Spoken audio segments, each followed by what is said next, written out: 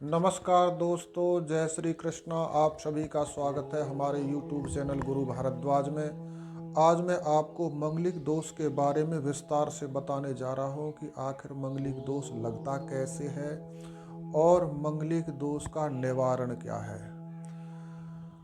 क्या मंगलिक दोष इतना भयावह है कि हमारे ग्रस्त जीवन को बिल्कुल ही तबाह करके रख देगा? इन सभी बातों पर मैं आपको विस्तार से बताने जा रहा हूँ। यदि आप एस्ट्रोलॉजी के लर्नर हैं, ज्योतिष में आपका विश्वास है, तो ये वीडियो आपके लिए बहुत इंपॉर्टेंट है। वीडियो के अंत तक जरूर बने रहिएगा। तो दोस्तों, सर्वप्रथम हम विचार करते हैं कि ये जो मंगल है, मंगल किन किन भावों में बैठकर मंगलिक दोष बनाता है। मंगल प्रथम, चतुर्थ, सप्तम, अष्टम और द्वादश means first, fourth, seventh, eighth and 12th house में जब बैठेगा तो लड़की हो या लड़का वो मांगलिक हो जाएगा, मांगलिक उसको माना जाएगा। और भारतवर्ष के कुछ हिस्सों में द्वितीय भाव से भी कुछ एस्ट्रोलॉजर मानते हैं कि सेकंड हाउस में भी मंगल जब बैठता है तो होता है तो मंगलिक दोष बनता है। परंतु हमारे अनुभव में ऐसा आया है कि द्वितीय भाव का कोई विशेष प्रभाव नहीं होता है। गृहस्थ जीवन में मोस्टली यही फर्स्ट, फोर्थ, सेवंथ, एट्थ और 12th यही भाव ज़्यादा मायने रखते हैं। तो इन भावों में जब मंगल बैठता होता है तो वो व्यक्ति के सुख भाव को देखेगा, सुख भाव को प्रभावित करेगा, सप्तम भाव को प्रभावित करेगा, द्वादश भाव को प्रभावित करेगा, अष्टम भाव आयु को प्रभावित करेगा। तो इन भावों में जब भी मंगल बैठेगा वो मंगलिक दोष से पीड़ित माना जाएगा। परंतु ऐसा नहीं है कि इन भावों में मंगल बैठा है तो वो हमेशा अशुभ ही रहेगा। यदि इन भावों में 1, 4, 7, 8, 12वें भावों में मंगल शुभ होकर बैठा है, योगकारी होकर बैठा है, योगकारी से तात्पर्य है कि कुंडली में उसको शुभ घरों की जिम्मेदारी मिली हुई है। ज्योतिष में एक सिद्धांत है कि कोई भी ग्रह स्वाभाविक रूप से हमेशा बुरा ही नहीं करता और कोई भी ग्रह स्वाभाविक रूप से हमेशा अच्छा ही नहीं करता, शुभ ही प्रभाव नहीं दिखाता। शुभ से शुभ ग्रह भी अशुभ भाव का स्वामी होकर हमको अशुभ लक्षण दिखा देगा, अशुभ प्रभाव दिखा देगा। इस प्रकार से जब मंगल कुंडली में योगकारी बनकर बैठ जाए, शुभ भावों की जिम्मेदारी मंगल के पास आ गई, तो मंगल 1, 4, 7, 8, 12वें भाव में बैठकर भी मंगलिक दोष नहीं देगा। इसलिए सर्वप्रथम यदि आपको किसी ने ये बोल दिया है कि आपकी कुंडली मंगलिक दोष से ग्रस्त है तो आप भयभीत ना हो। मंगलिक दोष से पीड़ित होने का मतलब ये नहीं है कि आपका ग्रस्त जीवन तबाही हो जाएगा। उसमें बहुत सारे क्लू ऐसे होते हैं जिससे बचाव भी हो जाता है और आगे भी यदि हम शादी करना चाह रहे हैं, शादी करने का विचार बना रहे हैं, तो आगे सामने वाले की कुंडली में भी ग्रह योग के साथ में मंगलिक दोष कट जाता है, मंगलिक दोष क्वैश हो जाता है। तो सर्वप्रथम हमको ये देखना है कि मंगल जो बैठा है प्रथम भाव में वो किस राशि पर बैठा है। सर्वप्रथम हम पहले भाव से देखते हैं, फर्स्ट हाउस से स्टार्ट करते हैं कि यदि मंगल पहले भाव में मेष राशि पर बैठा है, मेष राशि उसकी स्वयं की राशि है और इसी राशि पर आकर मंगल मूल त्रिकोण राशि का होता है। इसी राशि पर ग्रहों का राजा सूर्य उच्च राशि का माना जाता है। तो यदि मंगल प्रथम भाव में मेष राशि पर बैठा है और कहीं मूल त्रिकोण राशि अंशों पर है तो और भी अच्छा है। तो यहाँ पर मंगलिक दोष से पीड़ित नहीं माना जाएगा व्यक्ति को। बेशक दिखने में कुंडली मंगलिक दोष वाली दिख रही है, परंतु वहां पर वो मंगल अपना अशुभ प्रभाव नहीं दिखाएगा, वहां पर वो शुभ प्रभाव ही दिखाएगा।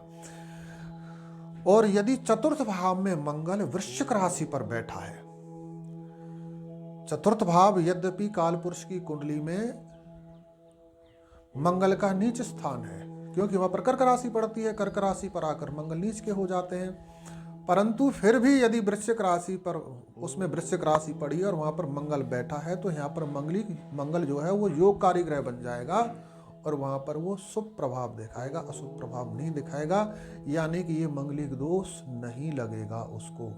और यदि हम सप्तम भाव की बात करें, सप्तम भाव में यदि मंगल मकर राशि पर बैठा है, मकर राशि यानी मंगल अपनी उच्च राशि पर बैठा है, तब भी मंगलिक दोष नहीं लगता है। और अष्टम भाव में यदि मंगल कर्क राशि पर बैठा है, कर्क राशि मंगल की नीच राशि है, और अष्टम भाव भी अशुभ स्थान है। कुंडली में सबसे ज्यादा कोई अशुभ स्थान है तो वो 6-8 स्थान है, 12 भी अशुभ है, परंतु 6-8 सबसे अशुभ स्थान है।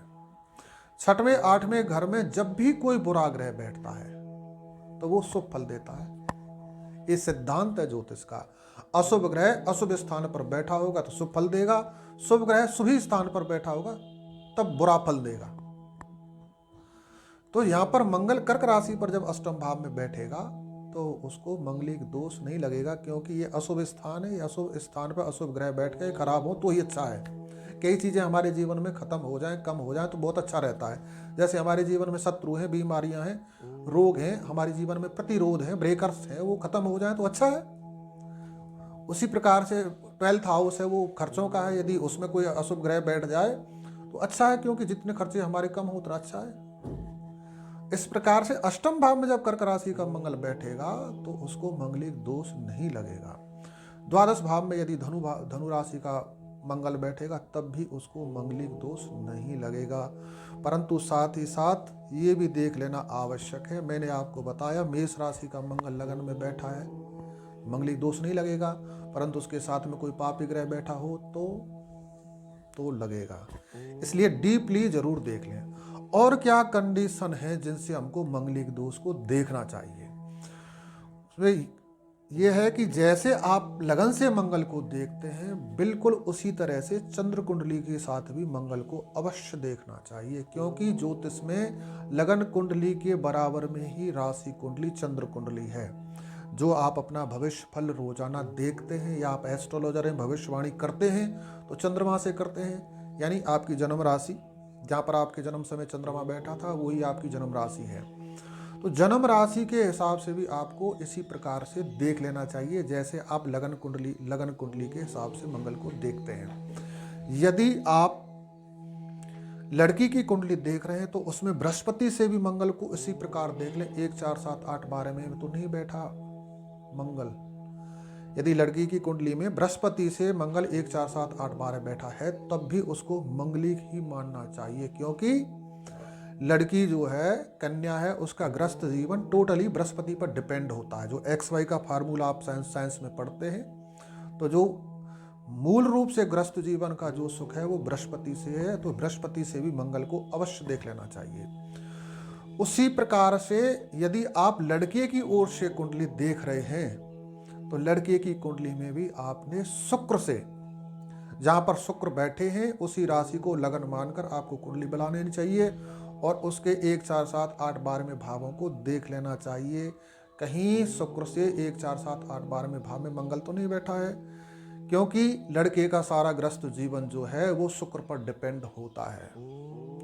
ग्रस्त जीवन का मूल जो ग्रह है वो शुक्र है। जो हम शुक्राणु जो देखते हैं वो शुक्र के कारण उस तत्व को हमारे शरीर में शुक्राणु बोला जाता है, क्योंकि उसका प्रधान जो ग्रह है वो शुक्र है। तो आपको शुक्र से भी 1 4 7 8 12 भाव में देख लेना चाहिए, कहीं मंगल तो नहीं बैठा है।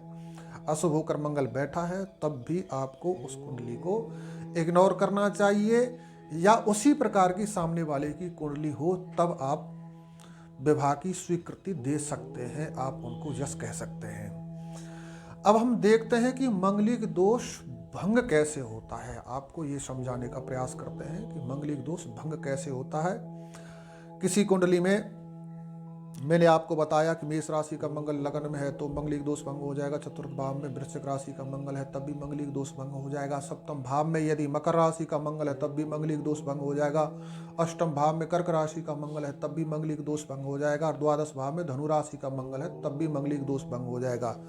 उसके साथ ही साथ आप लड़की की कुंडली मिला रहे हैं तो लड़के की कुंडली में देखें, जिस लड़की की कुंडली में जहाँ पर मंगल बैठा है, मंगलिक दोष बनाने वाला, उसी प्रकार से सामने वाले की कुंडली में मंगल बैठा है या कोई भी पापी ग्रह बैठा है, कोई भी, चाहे वो देखने में शुभ हो माना जाता हो, लेकिन वो तत्कालिक स्थिति अनुसार अशुभ होकर सामने बैठा है, तो वो मंगलिक दोष भंग हो जाएगा, क्वैश हो जाएगा। अर्थात वहां पर उन दोनों के बीच में मंगलिक दोष अपना प्रभाव नहीं दिखाएगा। जैसे विषस्य औषधम, मतलब जहर की दवाई जहर होती है, वैसे ही सामने वाले की कुंडली में भी ऐसे ही प्रॉब्लम है, तो वो जहर की दवाई जहर बन जाती है, अर्थात वहां पर वो शुभ हो जाएगा, अशुभ नहीं होगा। और एक मंगल योगकारी हो, योगकारी से मतलब कर्क सिंह लगन की कुंडली में मंगल योगकारी होता है। मंगल कर्क लगन की और सिंह लगन की कुंडली में मंगल इन भावों में बैठा हो, तब भी कोई उसका अपना दुष्प्रभाव नहीं दिखाता है। और केंद्र में राहु बैठा हो, लगन कुंडली में केंद्र में यदि राहु बैठा होता तब भी मंगलिक दोष नहीं लगता है। और मंगल अस्त हो, संधि में चला गया हो, यदि इस कंडीशन में मंगल चला गया तो मंगलिक दोष नहीं लगेगा। परंतु फिर भी आपको एक अच्छे एस्ट्रोलॉजर से एक बार कुंडली जरूर मिलवा लेनी चाहिए, क्योंकि ये पूरे जीवन का फैसला है। ग्रस्त जीवन में जब हम जा रहे हैं और आपको डाउट है कि लड़की लड़के मंगलिक हैं, तो फिर भी एक अच्छे एस्ट्रोलॉजर से कुंडली अवश्य मिलवा लेनी चाहिए। दशाओं का भी विचार करना चाहिए और भी ग्रहों को देखना चाहिए, तब जाके गृहस्थ जीवन में प्रवेश करने का फैसला लेना चाहिए। यदि आपको हमारा ये वीडियो अच्छा लगता है तो इसको लाइक, कमेंट और शेयर करना बिल्कुल भी नहीं भूलें। यदि आपने अभी तक चैनल को सब्सक्राइब नहीं किया तो इसको सब्सक्राइब भी कर लें, क्योंकि हम आपके लिए ऐसी ही एस्ट्रोलॉजिक नॉलेज इस चैनल पर लाते रहते हैं। आपने वीडियो को अंत तक देखा, इसके लिए आपका बहुत बहुत धन्यवाद। जय श्री कृष्णा।